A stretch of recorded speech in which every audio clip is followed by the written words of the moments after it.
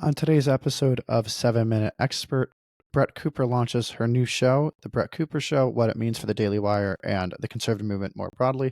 President Trump signs the Laken Riley Act. Senator Bob Menendez is sentenced to 11 years in jail, but is that enough?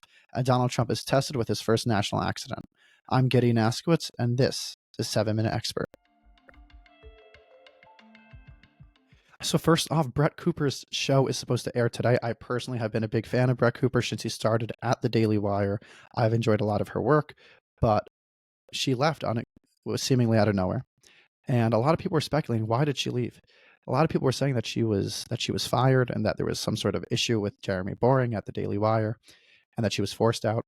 Doesn't seem like that's the case, because if you just look at when Candace Owens was definitely fired from the Daily Wire, she was able to start working immediately, as opposed to Brett Cooper. She seemed to have had some sort of agreement that she wasn't able to start working and non-compete, and that seems to indicate, at least to me, that a lot of those other YouTubers are wrong when they say that she was fired. It seems really like she actually did indeed choose to leave the Daily Wire, which begs the question, why did she leave and what does that mean? So I think we're going to see from the episode today, we're going to see her be rather gracious, and she's not going to spill the beans of the Daily Wire. She's going to assure her fans that she just left because she wanted to take a different direction in life, as she said. And that makes sense, because at the Daily Wire, her show wasn't so serious. Her show was mostly just looking at comment sections on different trendy posts, but it wasn't actual news analysis. And if you take a look at a lot of the coverage that the Daily Wire did and all of their serious events, she wasn't brought into the discussion. It was generally Michael Knowles, Matt Walsh, obviously Ben Shapiro, and Jeremy Boring and Andrew Klavan. But Brett was never there. And it seems to me that if you take a look at her professional history, she's actually very accomplished in terms of her work as a Hazlitt Fellow, in terms of commenting on politics and on the economy. And she wasn't really able to do that seriously in any real capacity. And she had first intended on going to law school, and she gave that up to start the comment section. So I think what we're going to see is her new show is going to be a much more serious show. And that's what we're going to see. So she's going to explain what happened at the Daily Wire, and then she's going to pivot into what I think is going to be her own version of kind of like the Ben Shapiro show. It's going to be heavy news analysis, but with a slightly more modern, more Gen Z twist to it. So I think that's what we're going to see from Brett, and we'll see if she succeeds. I'm sure she will. And then, so the President Trump today yesterday rather, he signed the Laken Riley Act, and that act was obviously a huge, huge deal. So that's going to help secure the safety and security of many Americans. And that was the first act that he signed as president, obviously sending a serious message that he means business when it comes to illegal immigration, when it comes to keeping Americans safe. And this was a measure that was actually popular with the majority of American voters. And Senator John Fetterman, Democratic senator from Pennsylvania, the junior senator, he had been a Democratic co-sponsor on the bill in the Senate, and he said it was just common sense. And that's actually really a very significant thing, because Democrats in Congress have not yet decided where they want to fall yet on the immigration issue. They don't know how severely to push against it or to push for it. As like we all saw with Selena Gomez, she obviously had her whole breakdown on Instagram, which she had to take down because it simply wasn't popular. People don't feel like that. People want the legal immigration to end, and they want our cities to be safe. And President Trump signing the Laken Riley Act is a huge step in that direction. Obviously, it's a massive statement, making it his first bill. Take a look at this clip of President Trump signing the bill. Funding. Can you take a quick question on government funding? The pause. I don't think this is appropriate. Really.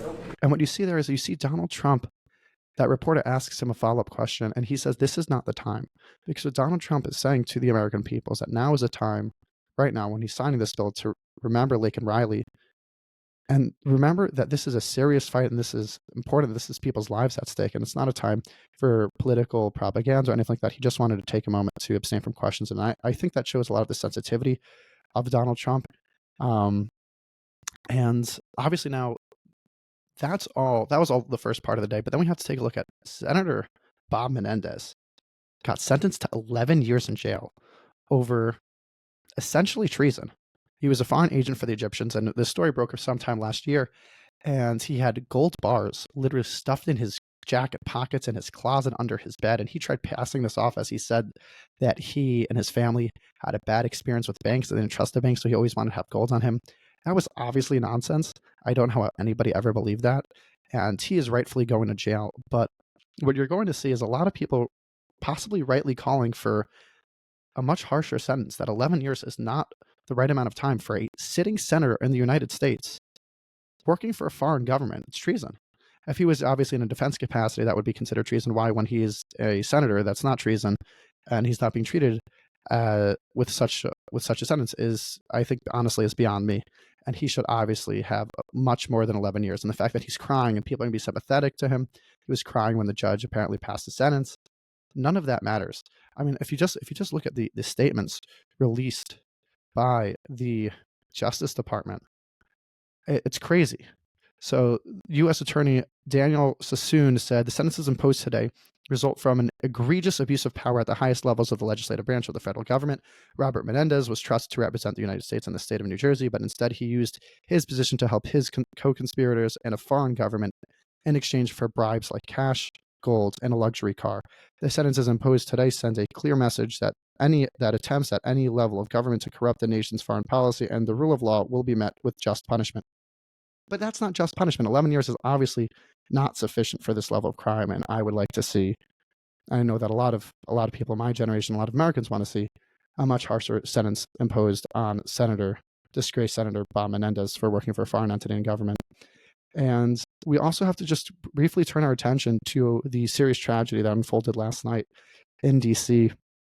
A lot of the details that aren't yet clear when there are these accidents, but it appears as of right now that a plane and possibly a helicopter collided right outside of the Capitol and hit in the Potomac area. And that's obviously horrible. And we're praying for those who are currently missing and those who are probably killed and their families. And this is actually going to be a test of the Trump administration. This is his first serious national accident that occurred while he was in office. But this is going to be a serious test for the Trump administration, what that's going to mean for how he responds to it. It's going to set the tone, I think, for a lot of the future national disasters that, unfortunately, we are probably bound to experience over the course of the next 4 years. And I think overall it's very obviously very sad, and we're going to just hope and pray for those families. Thanks for listening to this episode of 7 Minute Expert. If you enjoyed the show, please don't forget to give it a like and to subscribe to the channel. And we'll see you next time where we have much, much more to discuss. I'm Gideon Askowitz, and this is 7 Minute Expert.